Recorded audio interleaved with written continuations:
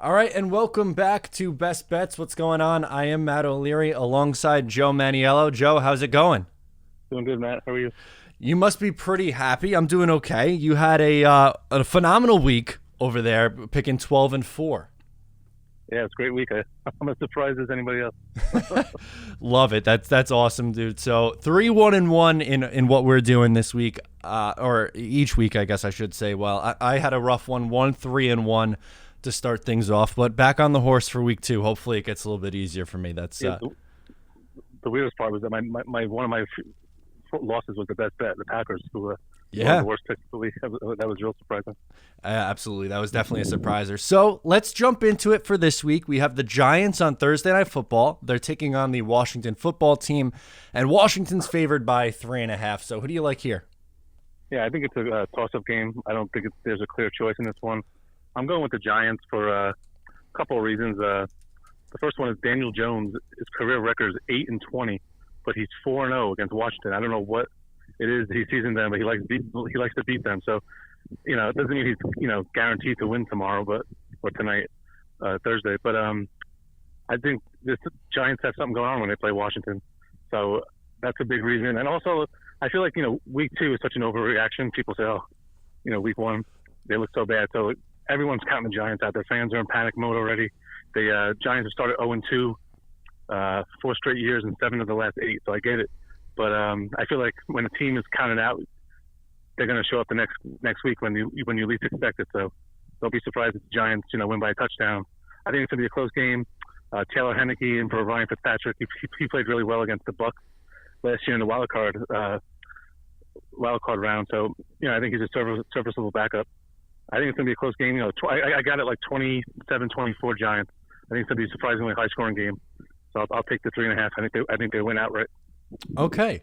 See, I think you bring up a lot of good points. I'm going with Washington, though, just because that defense against the Giants' offensive line is what scares me the most. I understand the Daniel Jones, 4-0 against Washington, 8-20 against everyone else.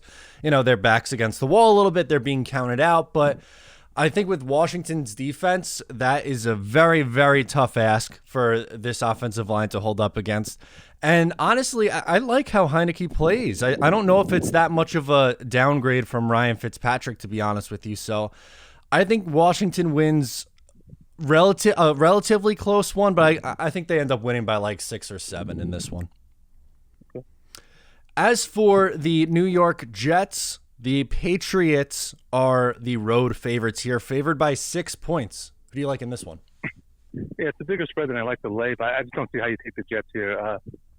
Wilson had some flashy moments there in the second half, but he got sacked 6 times. The offense looks out of sync, and they don't have the running game to implement this West Coast offense, it seems. So I think it might be a longer season than I thought. I thought the Jets might win 6-7 games, but now I'm not so sure. And I don't think it's an overreaction. I just think the team has too many weaknesses. And Bill Belichick is 21-6 all time against rookie quarterbacks. So I think he's going to throw a lot of different looks at Wilson and confuse him. I don't think they'll get 6 sacks. I think the Jets will adjust, but I just don't see them staying close here. I think it'll be a low-scoring game. I have it like 20-13, but the Pats, to me, it's all about Belichick. I just think Wilson. I don't see how the Jets can adjust against him this weekend. Also, do you really think the Pats are going to start 0-2 0-2 against the division? I know they don't have Brady anymore. They're not the vaunted Patriots, but I think it's a tough spot for the Jets. I don't like laying 6 on the road, but Belichick's won plenty of games there by more than 6. I think they win a low-scoring game here. If you like playing unders, take the under here. I agree with you. I love the under in this game. Looking at this spread, I don't like it. I don't like the 6 points. I talked myself into taking the Jets. I don't know if they're going to win, but I'm with you. I think this is like a 17-14, 20-17 kind of game. And I just think that 6 is too big of a number on the road. I think with how the Patriots offense is, I don't think they're going to score enough points to win by a touchdown or more. So for that, I'm reluctantly taking the Jets, but I would much rather be taking the under here. I'm a lot more comfortable with that. But home opener, the crowd's going to be into it. The Jets haven't had a crowd in a long time, and a crowd that's cared in a long time. So maybe that's going to be how I talk myself into the Jets +6 here. But I just don't like that number, Joe. I agree. I'm not crazy about the number either. It's one of my least confident picks this week. But the defense might score a touchdown. That's how you get it. That's how they get to 20. So I just don't trust after the way they looked against Carolina. I just don't trust them against the Pats. That's totally fair. As for the game of the week, we're going with the Chiefs and the Ravens. Ravens off a crazy Monday night game. The spread here is 3.5 in favor of the Chiefs. Who do you like? Yeah, to me, this is one of the easiest picks of the week. Last year, they played early on in the season a Monday night game, and I tried to get cute, and I took Baltimore, and it was like 17-0 Chiefs before you sat down. To me, this is such an easy pick. Patrick Mahomes, I don't know if you know this. I saw this on multiple sites. He's never lost in September. He's 11-0, and it gets even crazier. 35 touchdown passes. Ready? 0 interceptions. So wow. To me, he's like Mr. September. He's 3-0 head-to-head against Lamar Jackson. You saw what they did last week. They got behind early, 22-10 at the half against the Browns. They still won the game. Mahomes had a huge game. Tyreek Hill, Travis Kelce. It's the same old story there. I mean, in a good way. They have all the weapons. If they go 15-2, you're really going to be surprised. So I think also the Ravens not having J.K. Dobbins. They also have a cornerback injured, and they're on a short week. So it's a lot to ask for a team to play Mahomes in prime time with that offense and that whole team.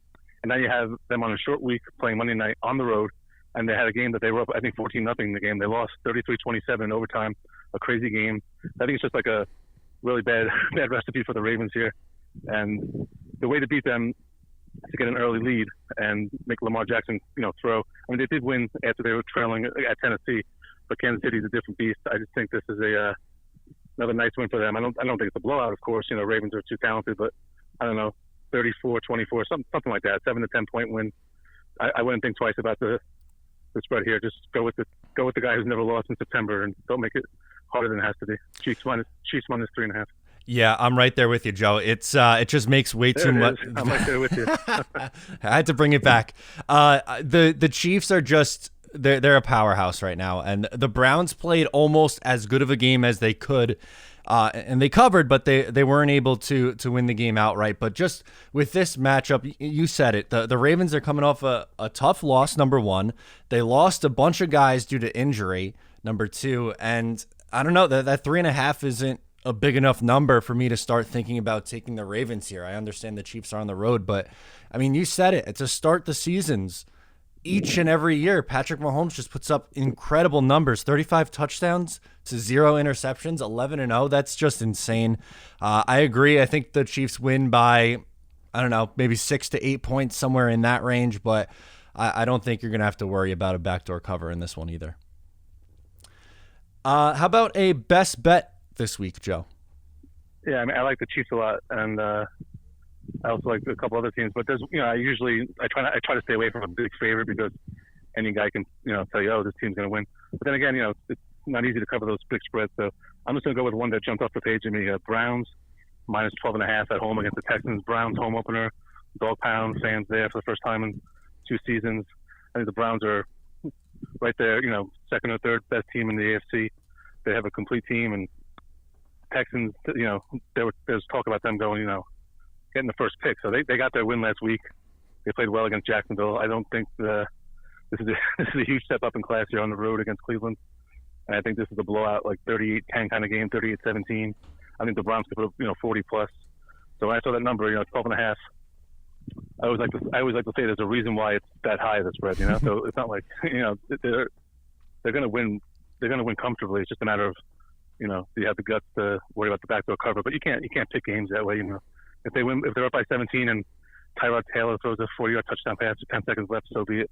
I think the Browns will win big here in their home opener. And they played really well last week against Kansas City, and they probably could have won if the punter didn't have that unfortunate mishap late in the game, down 2. So to go into Arrowhead in week 1 and outplay Kansas City for most of the game until the second half, I think the Browns show you this week that they're definitely a team to contend. They're going to be a contender. I think they just blow out Houston. Yeah, I agree with that logic. I'm taking the Browns this week too. But for my best bet, I'm going to go with the Saints -3 on the road against Carolina. I was really impressed with the Saints, and I don't know if it's just an overreaction to week one on my part, but I don't think that the offense is going to miss too much of a beat with Jameis. Jameis looked really good, and I thought the Panthers looked okay in the first half. They played pretty well against the Jets, didn't do too much in the second half, and I think the Saints could win this one by more than a field goal. So I'm not super worried about them going on the road and playing in Carolina here. Yes, I agree. How about an upset or underdog pick? All right, so when I usually look at the lines, I kind of have like a first opinion on things. When I looked at all the lines this week, I think I like 14 favorites, but I know that you can't do that because there's usually it's usually some balance. Favorites usually go 9-7, 8-8, 7-9, 10-6. You can't if you pick every game every week and you're coming up with favorites every week. You gotta take a step back and look at a couple games. So there was one game where I originally said I'm taking the favorite, but then when I took a step back and I looked back at this team's history and also the opponent, it's going to be a little bit surprising. I think Tennessee plus 5.5 at Seattle. Tennessee had one of the worst games last week. I feel bad for any schmuck who picked Tennessee last week. Oh, wait, hey, that. Raise his hand. Yep. Mm-hmm. I shouldn't have used that word. I'm sorry. Any schmo. But, I mean, that to me, like I said earlier, week 2 is all about overreaction. So Tennessee it gave you no reason to back them this week. I'm sure the public is going to be all over Seattle. But Tennessee's a good team. They have a good coach, good quarterback, good running game. They had some injuries. I think they bounce back here. I don't think they win the game, but 5.5 is just too many points. Seattle, you probably know this. They're always playing these weird close games at home, yep, especially early in the season. They've won five home openers in a row, but none of them would have covered the spread. The highest, they beat the Pats last year by 5, and 3 of the other 4 were like 1-point wins, and I think 2 2-point wins. All these weird low-scoring games, 12-10, 14-9 kind of games. All these weird. I don't know what it is.